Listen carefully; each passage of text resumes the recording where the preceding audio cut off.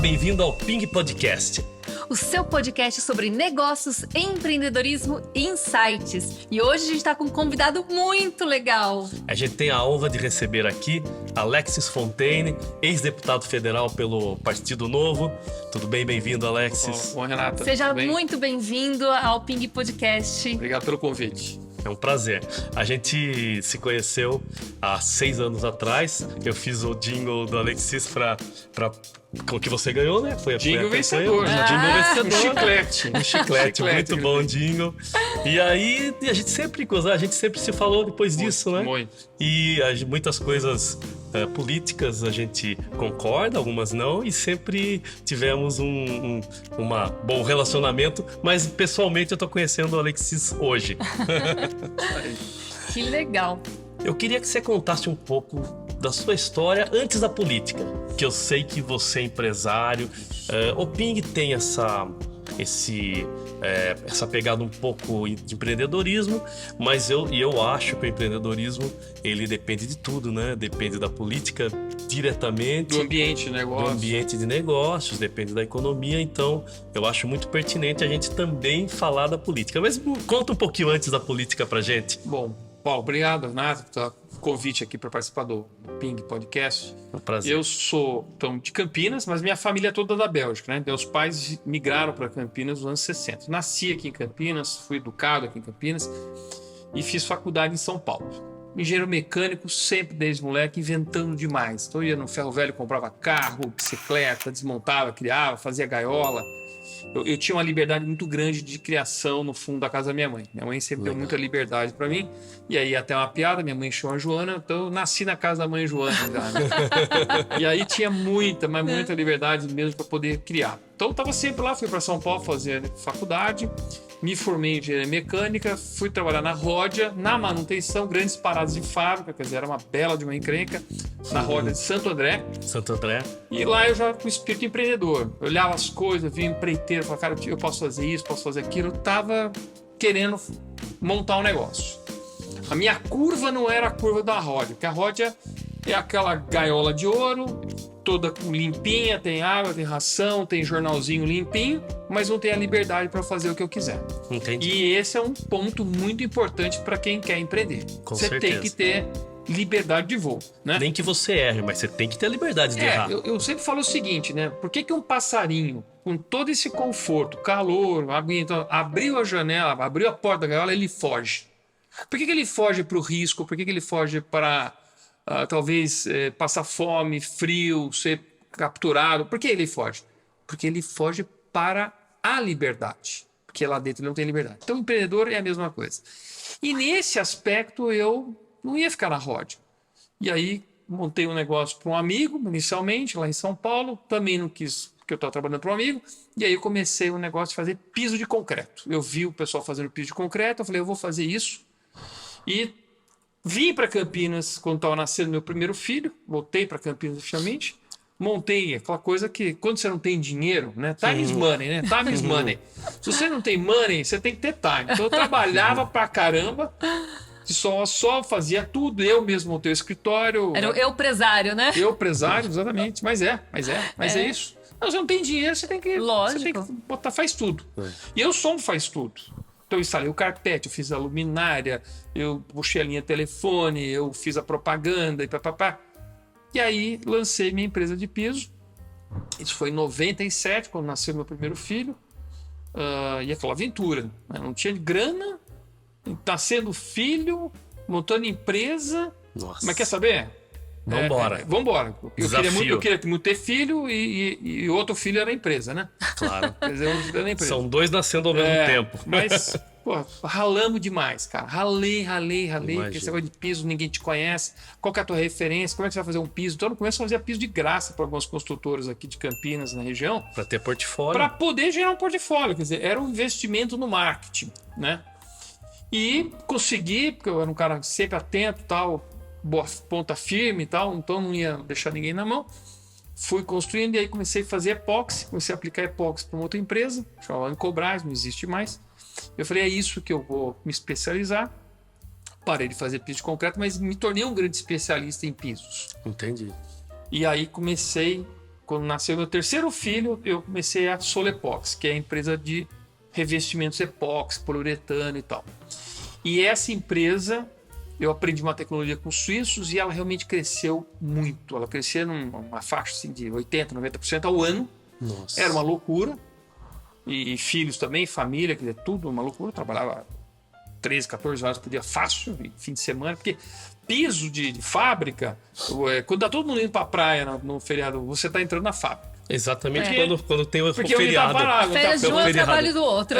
Então, Natal, Ano Novo, a gente passava dentro de fábrica. Trabalhando. Era pauleira. Férias Entendi. coletivas, a gente tava direto, que era onde faturava.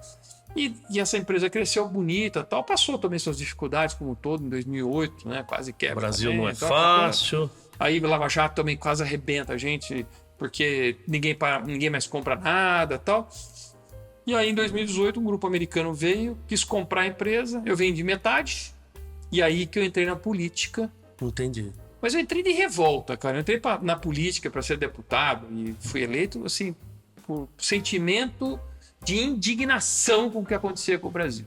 Entendi. Aquele cara que trabalha, acorda cedo, paga imposto, pega ônibus, não sei o quê, é um trouxa no Brasil, porque tem toda uma classe política que parasita na gente. É verdade. E eu não suportava mais isso. Eu falava, tomar banho. Aí eu quis ir para a política.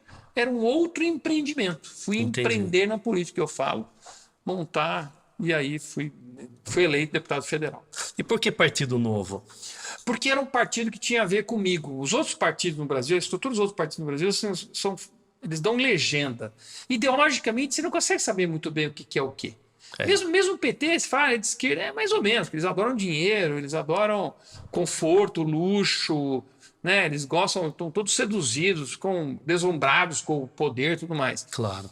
Agora, o Novo, ele tinha uma pegada muito legal, porque assim, era um partido que tinha ideias liberais. E eu nem sabia o que era isso na época. Quando eu conheci o Novo, o que é ideias liberais? E aí eu fui ver que tudo que para mim era natural, a livre concorrência, uma concorrência correta, sem favorecimento, sem reserva de mercado e tal, tava lá no Novo. Tava no Novo. Falei, porra, então... E era um partido que eu não tinha que beijar a mão de ninguém para poder me candidatar ou me filiar. Eu não tinha que ficar naquelas hierarquias de partido, isso aqui é o cacicão e tal. Era um partido super... E tava nascendo. Na verdade, quando eu conheci o Novo, em 2015, nem era partido ainda. Eu ajudei a divulgar, e aí quando ele se tornou um partido, dia 15 de setembro, 2015. E aí eu, me filiei na mesma hora. E aí eu comecei... Não era para ser candidato, era para poder ajudar a política, para melhorar a política. Eu organizei muito em Campinas os movimentos de rua do impeachment. A turma da vassoura, aquelas vassouraiadas do que tinha em Campinas, era eu que tinha organizado aquilo, criei aquele movimento. Legal. Com meus filhos e tal. E o Partido Novo tinha, então, os valores, os ideais, tudo que tinha a ver comigo. Eu falei, é aqui que eu vou investir politicamente. E como foi a experiência, Alexis, como deputado mesmo? A hora que você chegou lá e sentou na cadeira e falou, pô, e agora? Como que foi? Então. Quando você começou a conviver com aquilo ali? Eu tive em Brasília agora, há pouco tempo, a gente foi numa manifestação dos prefeitos lá e aquela dinâmica é uma coisa muito louca, né? Porque parece que é um mundo à parte do que a gente, como empresário, como trabalhador, vive, né? É um mundo muito diferente. Então, é um mundo que eu tive que aprender a conhecer, porque eu cheguei, vamos dizer, na quarta, quinta marcha como empresário. Eu estava fazendo a transição da empresa, porque eu tinha vendido a empresa e aí tinha sido eleito e agora eu precisava fazer a transição. E na empresa eu tenho a visão estratégica, eu monto o plano, eu executo, colho, quer dizer, você faz a coisa, tá certo? Quando você chega em Brasília, o jogo é corpo, tudo vai mais ou menos, as cartas estão todas marcadas, então você acha que está indo no plenário democraticamente, não tá, aquilo já está decidido no almoço na casa do presidente da Câmara, que era o Rodrigo Maia na época, depois Arco Lira, ele já tem os votos, eu não quero nem saber do Partido Novo, da opinião do Partido Novo, é nós fazer um barulho, nós aqui acabamos sendo a mosca na sopa daquela turma lá, né? Mas, para mim, teve muitas dificuldades, vou dizer bem claramente. Uma é porque, como engenheiro e perará, eu não era tão acostumado com os termos de advogados, constitucionalistas. Entendi. Então eu precisava ler o projeto de lei, me apresentar o negócio, eu tinha que interpretar o que isso significa, o que isso vai gerar. Lógico que você tem assessores, ajuda, Claro. mas uma formação em direito teria me dado uma vantagem competitiva enorme lá. E eu não tinha. E eu acho que isso seria, a gente sempre pensa nisso, isso pro político profissional seria essencial e seria fundamental para todo político ter a formação de advogado de direito, não? Eu acho que para todo cidadão brasileiro. Até Também, hoje em dia, principalmente. Até hoje em dia, principalmente, porque tem tanto abuso de autoridade e você não sabe se defender adequadamente. E aí, verdade. aquele que abusa da autoridade, normalmente é um cara letrado em direito. E ele parte da tua ignorância, que ele sabe que você é ignorante, para abusar ainda mais. Então, isso são coisas que eu acho que a gente devia aprender na escola, na faculdade. Direito, com certeza. Contabilidade, que é uma bobagem, Finanças, e educação né? financeira. E educação financeira, matemática financeira. 3 matérias que deveriam ser dadas para poder fazer. Então, uma dificuldade foi essa. Tive outras dificuldades até dentro do próprio partido, que o partido, nascendo, ele não sabia tratar muito bem os seus mandatários. Teve grandes discussões, encheu o saco. Depois logo veio pandemia e tal. Mas eu tinha uma pauta muito forte, né? Que era a causa do empresário. Então, a reforma tributária era uma coisa muito forte.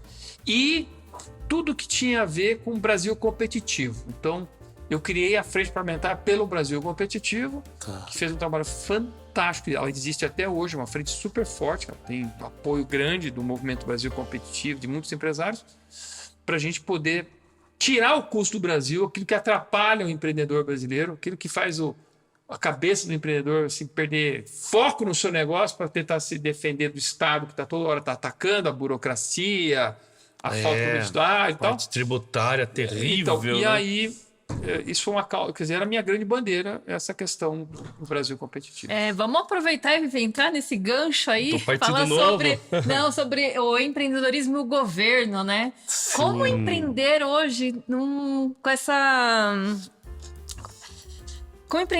Como empreender hoje com essa insegurança jurídica que a gente vive? É uma resposta difícil de dar, porque é o seguinte, toda vez que eu pensava que é uma insanidade, tal, que eu vi em outros países como era fácil empreender e como é difícil empreender no Brasil. Aliás, eu me projetei politicamente com um vídeo em que eu vou explicar para vocês como é difícil empreender no Brasil. Então, se eu botar hoje no Google, entenda como é difícil empreender no Brasil, eu ainda estou em primeiro lugar. Até hoje. É o vídeo mais famoso que é o que me projetou. Só que toda vez que você fala assim, não vou, não dá, absurdo, olha as licenças, olha o fiscal aqui. Quando você pensa tudo isso, aí você fala assim, tá, mas se eu não fizer, alguém vai ter que fazer. E aí que você acaba insistindo.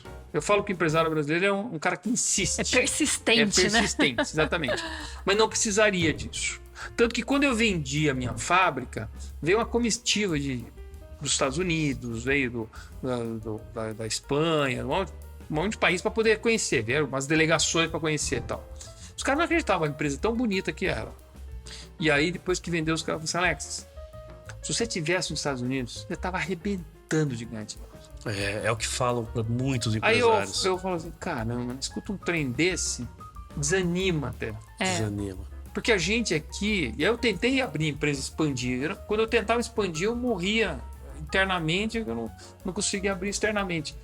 Então, assim, não tinha como avançar. Por isso que eu acabei vendendo a empresa também. Eu percebi que eu, com a minha capacidade, jamais ia alavancar e conseguir competir contra grandes grupos internacionais que têm capital externo, que têm capilaridade, eles abrem oportunidade para tudo quanto é lado. Claro. E aí, a tua resposta é, se você não empreender, alguém vai. Quer dizer, o inferno é para todo mundo. E o Brasil é inferno. Mas as coisas vão ter que ser feitas, não é? Vai ser necessário, né? Alguém vai ter que fazer, né? Tem coisa que se importa, né? Então, cada vez mais a gente importa. E essa era a minha grande briga, porque a gente quando cria burocracia no Brasil, custo do Brasil, e tira a competitividade das nossas empresas no Brasil, a gente gera emprego lá fora. E não há motivo para o Brasil não ser competitivo. Não há nenhum motivo para o Brasil. Verdade. Nós temos absolutamente tudo competitivo, só que nós temos uma pecinha que chama Estado, com a burocracia, com o excesso de regulamentação, com pessoas que têm reserva de mercado e cobram pedágios. Então é o Porto de Santos, é o pessoal, os práticos que movimentam os navios, é a turminha do Demogurge que faz a movimentação de mercadoria. Tudo isso vai virando... Eles vão ficando muito ricos. É o custo, Isso né? vira custo e perde a competitividade externamente. E a insegurança jurídica aumenta cada dia mais. Quer dizer, a gente fica... Eu vi hoje algumas reportagens sobre isso, que o custo Brasil, para se montar a empresa, contando tudo isso, acaba subindo. Mesmo com essa reforma tributária, que aí eu queria te perguntar a sua opinião sobre ela. Eu sei que o Novo também participou, né? E isso vem de muito. Quantos anos já a gente já fala de reforma tributária no Brasil? Fala desde 30 e poucos 30 anos. 30 e poucos já, anos, né? Faz muito tempo. E... O Brasil tinha realmente um dos piores sistemas tributários do mundo. Tinha. Ainda tem, né? Não mudou ainda, né? Sim, ainda tem. A transição também vai demorar quanto? 10 anos, 20 anos? Não, ela vai demorar 8 anos. 8 anos. Para o cidadão. Tá. E entre prefeituras e estados, é 50 anos. Mas essa a gente não percebe. Essa a gente não percebe. Isso é o dinheiro... A distribuição do dinheiro arrecadado. É uma pegada diferente. Não nos tem afeta. a ver com o empreendedor. Não, nós aqui, preencher nota fiscal, são 8 anos. Vai ter 6 chatinhos mesmo, que vai ter que operar 2 sistemas tributários. Ao mesmo tempo, mas né? não Que essa tem como transição... fazer. né? A transição e depois só um sistema. Mas era uma loucura, porque a Rê também é empresária e a gente tinha uma empresa de TI que... Gente... Cada estado que se comprava, cada item. E assim, era insano o que você tinha.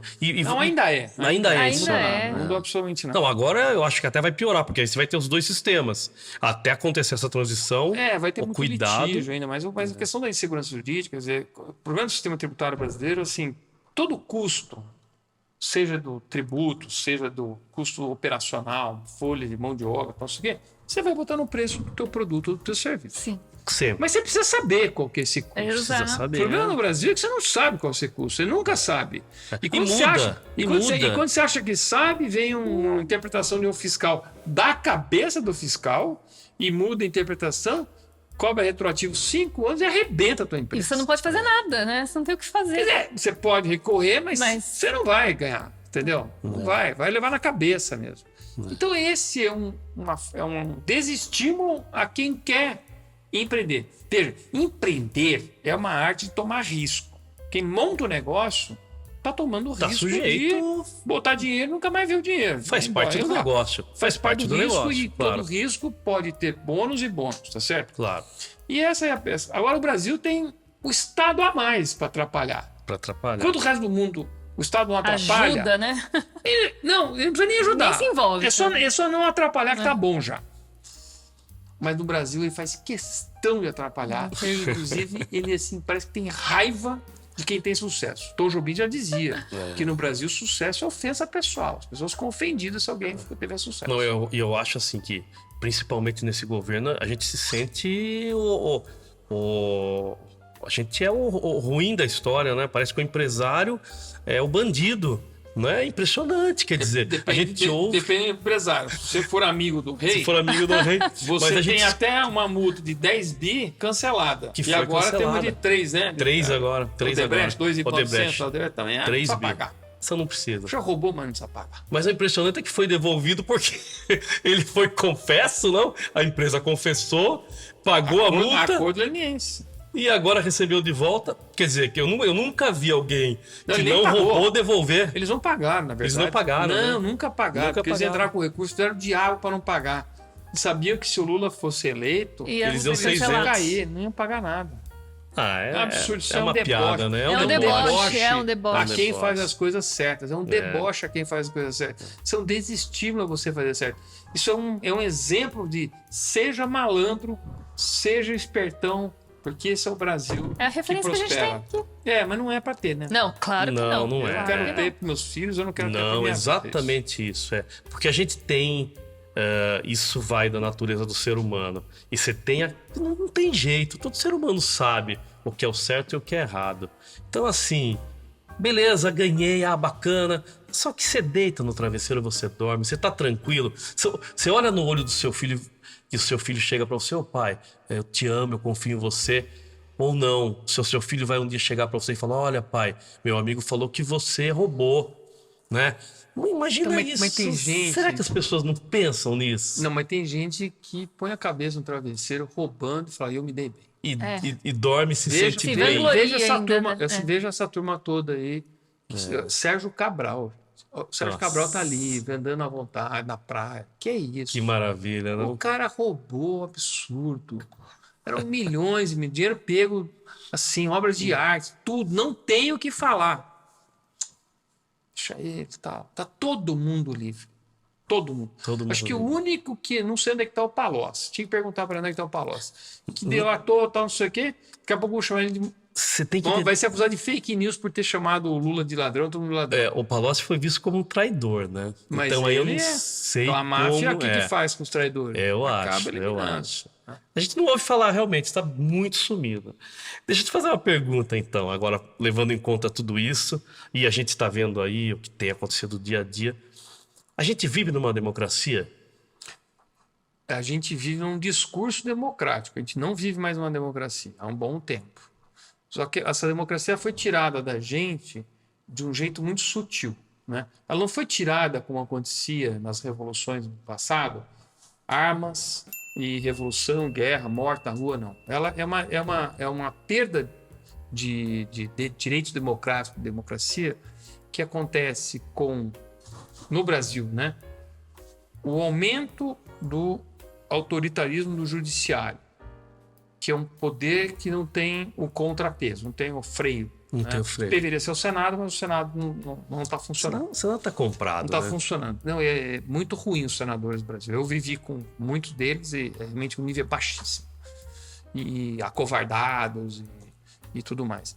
Então, você tem esse poder que está se excedendo, está exorbitando, está saindo do... Só que é um poder que fala o seguinte, isso é democrático, isso não é democrático. Quer dizer, ele acaba criando a democracia. E, em função desse poder, e em nome da democracia, veja, quem mais fala em democracia é a esquerda, e a esquerda é a que é menos democrática historicamente. Exatamente. Em nome dessa democracia, eles estão fazendo todo tipo de atrocidade. Manda prender gente sem processo legal, devido processo legal. O próprio STF faz a acusação, instaura o inquérito, faz o processo e julga. Quer dizer, o Rui Barbosa dizia que o pior das ditaduras é o do judiciário, porque a ela não há quem recorrer. Exatamente, a última instância, E né? aí você tem gente, jornalistas que estão caçados e tem os recursos bloqueados, empresários com recursos bloqueados. É um festival. Passaportes. Deputados que estão sendo acordados de manhã e por uma acusação, que é o caso do Carlos Jordi, é ridículo. Por uma foto Não, que ainda a foi suposição foi alterada, photoshopada na cara dura e muito mal photoshopada. muito mal Quer dizer, feito. quando você vê isso, você percebe que a democracia... E outra, num processo eleitoral onde uma das partes foi totalmente cerceada e com urnas eletrônicas que não pode se nem questionar. É verdade. Quer dizer, você não pode nem... Você questionou o centro democrático. Como assim? Eu conheci e conversei com o pessoal do ITA que construiu as urnas eletrônicas. Assim, eles têm vulnerabilidade, elas podem ser melhoradas. Tiveram uma conversa com o Barroso na época e ele se recusou. Eles escreveram até um texto dizendo a arrogância do STF, que o STF não é uma empresa de TI, eles não conhecem segurança cibernética, não conhecem nada. E eles se recusaram a fazer.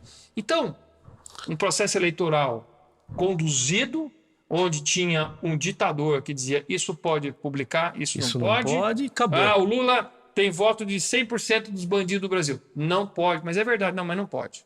Ele é amigo do Teodoro da Nicarágua. Não, mas não pode. Não, mas ele não pode. Mas é verdade, ele é amigão do Maduro e tal. Não pode, cala a boca, cala a boca. O Paulo Guedes falou que vai acabar com o 13º salário. Não, isso pode deixar rolar. Como assim? Que isso sim era falso.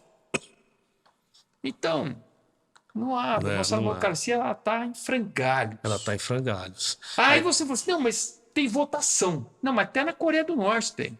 Tem, na Venezuela tem votação agora tem com eleição. urnas eletrônicas com recibo vão ter agora. Então, mas o aí o que Maduro. acontece? Esse que é o ponto.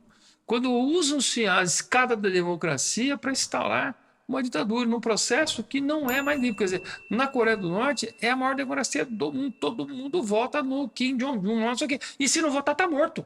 Exatamente. Simples assim, né? Tá aqui, é democrático, tem eleição. Vai preso. E aí, como preso, você não tem direito de direitos eleitorais. Acabou. Então todo mundo vota no cara. Meu, tenha santa paciência. É. Não, e mesmo que fosse provado 100% que as urnas não tem nenhum problema, você não pode ir contra? Não é democrático? Eu posso questionar o que eu quiser. O que eu quiser, Agora, como é que gente, você não estabelece importa. uma boa democracia? Um processo eleitoral limpo, tal. Um judiciário independente e que não tenha tendência, não tenha ideologia, não tenha nada, e imprensa livre e honesta. Meu, qual desses três está sobrando hoje em dia? no Brasil? Os três estão comprometidos. A minha liberdade de expressão, eu não tenho mais liberdade de expressão. A gente tem medo de gravar podcast e falar, É falar alguma verdade, coisa é verdade. exagerada. É verdade. Eu estava com o Marcel Van Hatten segunda-feira no evento em São Paulo e falei, estou com medo.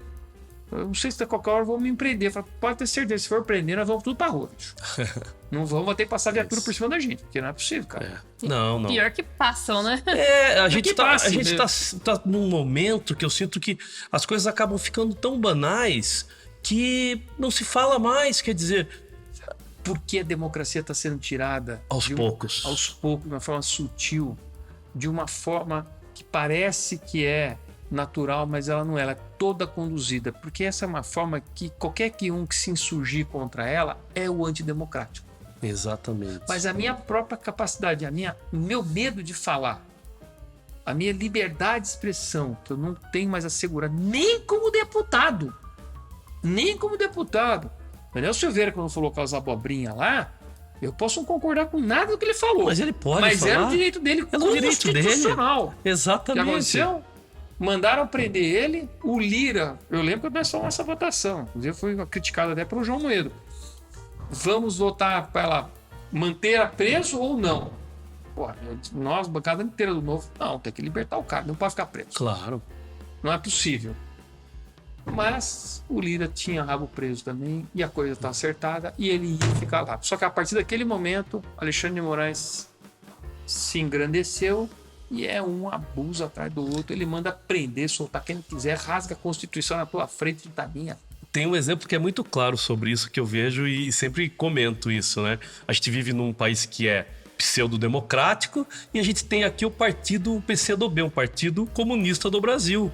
Significa, então, isso não seria democrático. Quer dizer, como que você pode ir contra? Não, tem que ter aqui o partido comunista, porque nós somos um país democrático. Né? Então, assim, e é um exemplo ao contrário, é um exemplo da esquerda para a direita. Se a gente pode ter um partido comunista do Brasil, por que eu não posso criticar uma urna eletrônica, por exemplo? Né? Tem pontos aí que eu disse, a liberdade, as pessoas confundem muito até o conceito de liberdade. As pessoas não tem nem assim de intimidade com o conceito de liberdade. E aí elas acham o seguinte: não, liberdade é fazer o que eu quiser, falar o que eu quiser. Não é. Claro que não. Primeira coisa, a tua liberdade vai até o momento que você começa a afetar a liberdade do próximo. Exato. Tá certo? Então, eu tenho liberdade de jogar um monte de produto químico no rio, porque eu tenho a liberdade. Não, você não tem, porque você vai poluir o rio, que vai ser utilizado por outras pessoas. Então você não pode, tá certo? Então, liberdade não é fazer qualquer coisa, tá certo? Porque liberdade sempre vem associada com responsabilidade. Que é o que a gente estava discutindo. Importantíssimo isso. Agora, quando a gente fala em liberdade no Brasil, as pessoas elas divagam, elas não entendem o conceito, acham que é fazer qualquer coisa, acham que é libertinagem, já confunde os conceitos completamente. Completamente. E aí a discussão fica ruim. Agora, um PCdoB, que até a própria Manuela Dávila uma vez falou uma coisa, eu me ri de rir. Ela disse, não, mas nós somos um comunismo tropicalizado. O que significa isso, né? Os caras inventam, que nem o outro que fala que a democracia é relativa. É relativa a como? Explica aí. Tá certo? Então, assim, o PCdoB pode existir e coexistir desde que ele também respeite a liberdade dos outros. A partir Claro. do Sem momento dúvida. que ele fala, não, nós queremos calar a boca todo mundo, aí ele perdeu a liberdade de existir também. Se ele tá no universo democrático, não importa o que ele defenda, mas ele tem que participar desse universo democrático democraticamente. E ele só vai ter a liberdade se ele permitir a liberdade dos outros e respeitar a liberdade dos outros. Se a proposta deles é calar todo mundo, é ele que não vai ter a liberdade. Essa é exato. Por quê? Porque ele afeta a liberdade dos Dos outros. outros. Isso é muito importante, a gente sempre raciocinar. Ah, mas o próprio Milei lá na Argentina vai tá dando cacetada nos sindicalistas. Por quê? Porque os sindicalistas estão tirando a liberdade do argentino de poder fazer suas coisas, de respeitar o resultado democrático das urnas, que ele foi eleito democraticamente, e estão fechando ruas e estão impedindo as pessoas. E isso não é liberdade. Isso não é democracia, isso é autoritarismo. Como foi feito aqui. Você quer protestar? Põe uma faixa Uma preta faixa no braço, preta, vai trabalhar, exatamente. não atrapalha os outros, não interdita nada, tal. É. Faz manifestação, como nós fizemos nas ruas aqui nos domingos, manifestação pelo impeachment, nós quebramos um vidro, não quebramos nada, não botamos fogo em coisa nenhuma, era família. Exatamente. Isso era liberdade Isso. de expressão. Eu Agora, estive também em algumas manifestações. Gente, era exemplar. lindo. Exemplar Lindo. como o pessoal se comportou nessas manifestações, principalmente agora na virada de governo, né? Pois é. E aí isso aí é papo para um outro podcast, porque vai longe, hein? Você tá acostumado aqui com o Ping, a gente tem uma brincadeira no meio do Ping, que é o nosso momento do café. Então eu queria que você toma um cafezinho com a gente? Vamos, lógico. Então vamos lá, gente. Momento do café.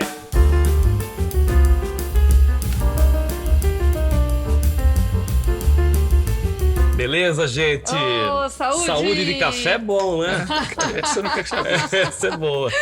Agora conta uma coisa. Ouvi dizer que você vai sumir no mundo. É isso mesmo? 2024 eu me propus a tirar um ano sabático, vamos dizer assim. Porque eu vinha de um ritmo muito grande, né? Na empresa, veio de empresa, deputado federal, pandemia, acabei me separando também, fiz uma casa nova, tal, então assim. E quando eu vendi a empresa definitivamente 100% e não fui reeleito, eu falo, eu tava num voo a 10 mil pés e aterrissou forçado. E o primeiro momento você fica meio zureta, assim, você fica meio... Assimilar tudo, né? Não, o que eu vou fazer? Porque todo dia eu acordava e tinha agenda e tal, e agora você acorda, não tem agenda.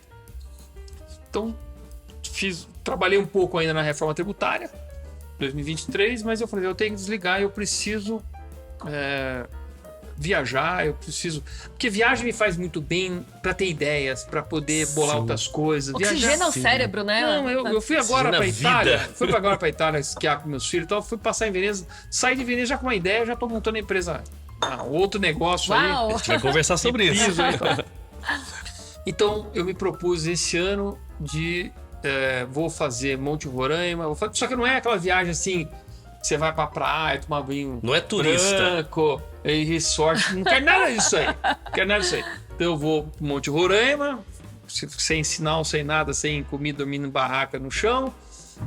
Depois eu vou fazer Kilimanjaro em agosto, vou fazer Santiago de Compostela de forma bem espartana, que é só mochila mesmo e peregrino mesmo, 40 dias andando pela Espanha, 900 quilômetros. Depois faço Campo Base no Monte Everest, Dolomitas e Tour du Mont Blanc. Então são os projetos por enquanto fazer esse ano aí, com essa ideia nova que tá nascendo aí que eu vou também fazer funcionar. Que delícia isso. Uau. Quer dizer, vai ser um ano para recarregar as pilhas, É um ano. pensar na vida. É o reset, sabe? Aquela coisa que você dá um pá, peraí. Porque, lógico, a vida tem que fazer sentido, né? Tem que Trabalhar é fazer sentido. importante. Assim, Sim. eu sempre trabalhei muito. Não tenho medo de trabalhar, gosto de trabalhar. Mas a vida não é só trabalho. Quer dizer, você tem que saber encontrar o equilíbrio das coisas aí. E eu vejo gente muito rica que também tá dando essas paradas, porque ele vê o irmão que tá morrendo de uma doença, ele vê não sei o que foi atropelado. E aí ele fala, para um pouco. E na pandemia isso foi muito forte, né? muito Na forte. pandemia eu trabalhei pra caramba. Mas muito forte não essa parei. sensação de perda. De que a vida, De que a vida ela é curta. efêmera. Isso. E eu acho que muita gente exatamente. repensou durante a pandemia. Às vezes não executou novos planos, até pelo momento que a gente passava, mas eu vi sim muita gente repensando a sua própria vida e partindo para histórias como essa Tem aí, uma né? frase que eu gosto muito de dizer o seguinte: nunca troque o projeto de vida pela estratégia da sobrevivência.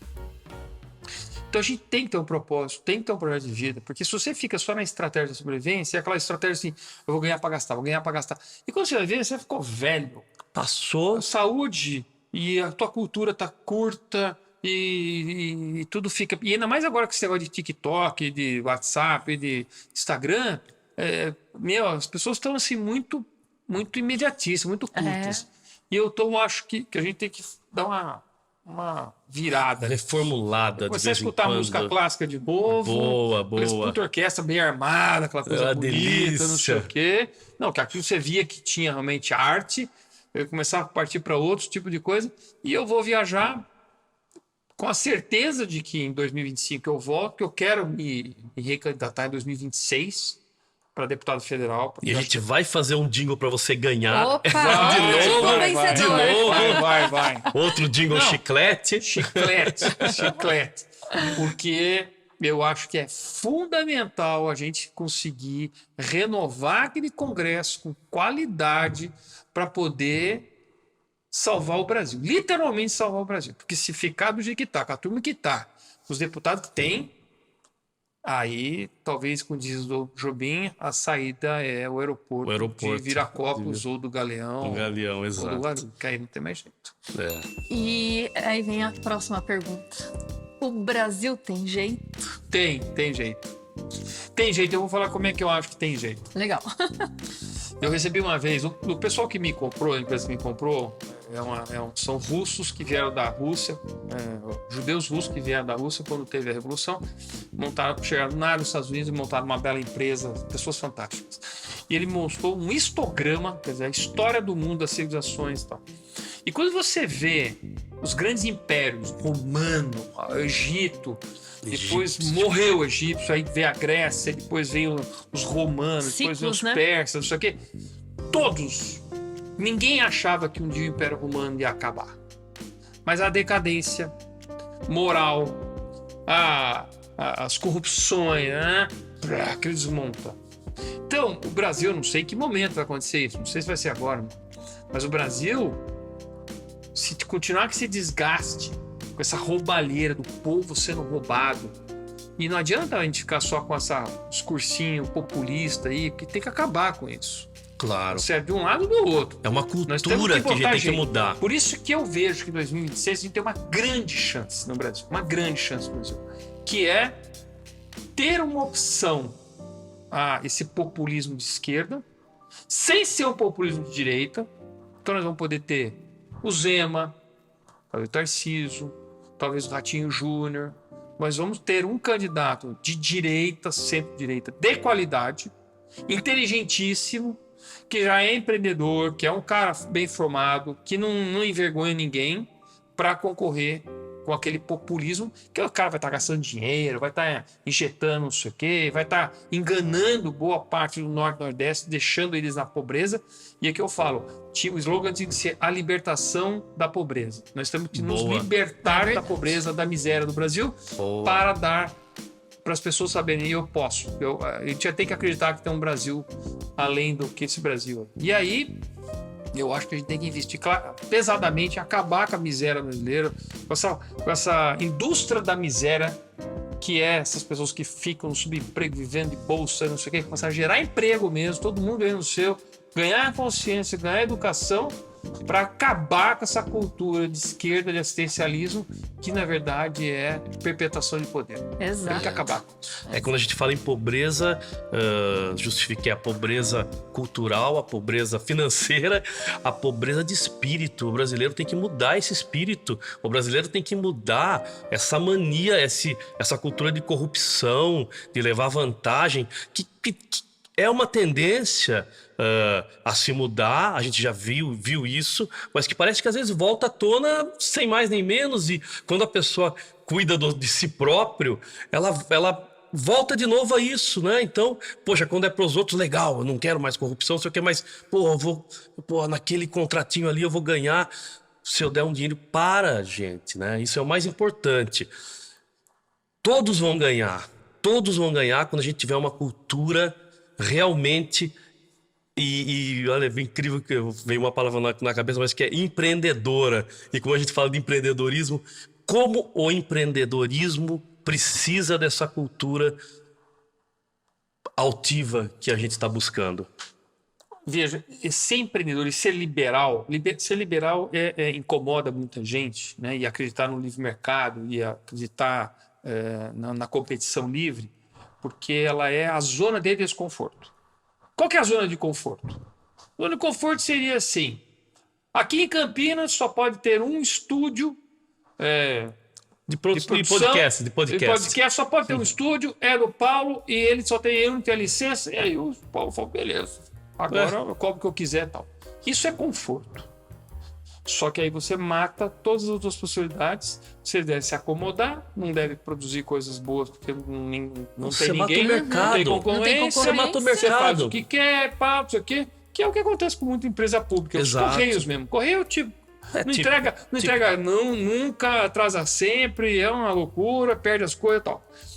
Então, viver de forma liberal no mercado é um desconforto, mas é a seleção natural que faz bem para o consumidor. Todo mundo se obriga a se aperfeiçoar. Sempre. E eu brinco com o pessoal, eu brincava muito com o pessoal lá da fábrica. Os comunistas, não comunistas, socialistas lá da esquerda, eu tirava sarro pra caramba desses assim.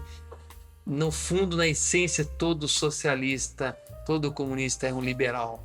Aí o cara, não, que absurdo. Eu falei, lógico que é, vocês querem ir no supermercado comprar as melhores coisas pelo menor preço. Só liberalismo, só concorrência.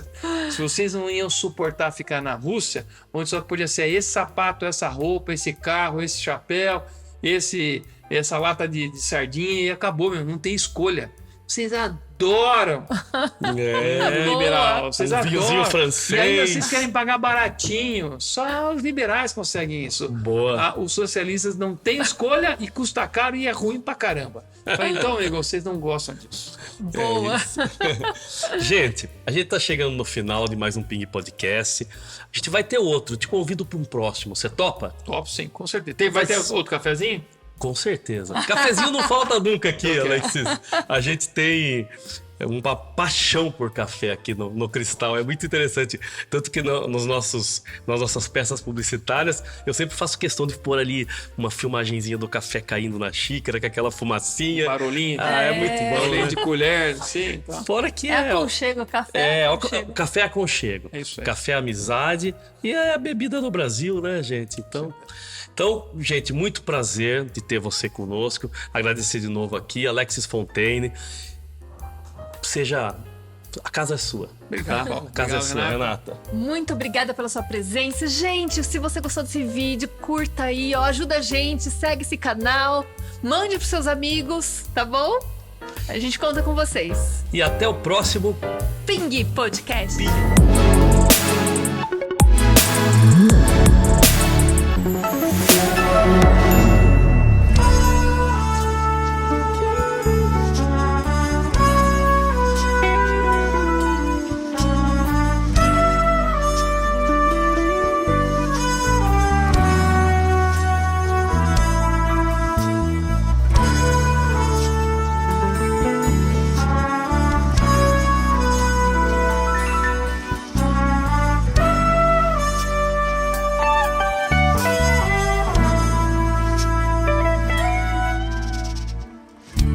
Deserta nesse mar, um azul na imensidão, um arco-íris no olhar, folhas jogadas pelo chão, ventos que sopram sem pedir, criando as notas da canção, tanto silêncio a me ouvir, sinto no peito peito a solidão.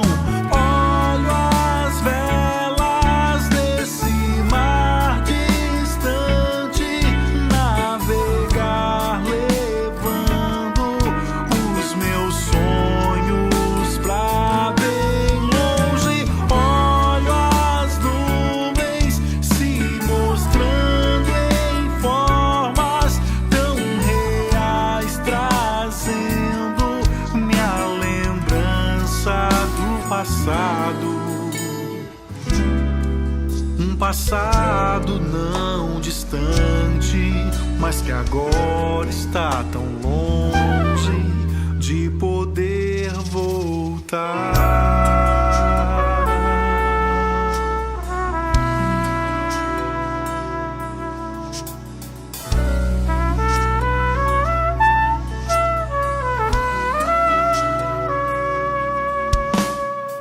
Ilha deserta nesse mar, um azul na imensidão, um arco-íris no olhar, folhas jogadas pelo chão, ventos que sopram sem pedir, criando as notas da canção.